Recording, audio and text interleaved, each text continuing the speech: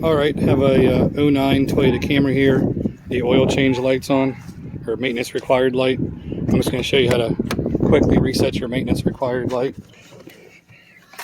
When you turn the key on, you'll notice that, here, I'll show you. This maintenance required light over here never goes off. Just means you're due for an oil change is all. You're going to move the, push this button, your tripometer button.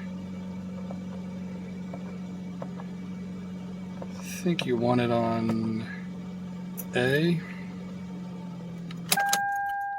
Turn the car off. Now I gotta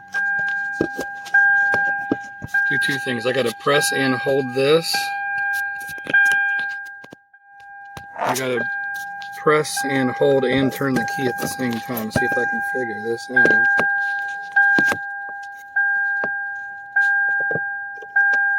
Turn the key to the on position. You see the little dots going across there, and it is reset.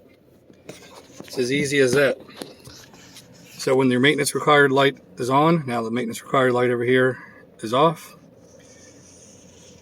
You push your trip, you push the trip button until it shows trip A. Turn your key off. You press and hold this. As you turn the key to the on position, you saw those little dashes go across the display there.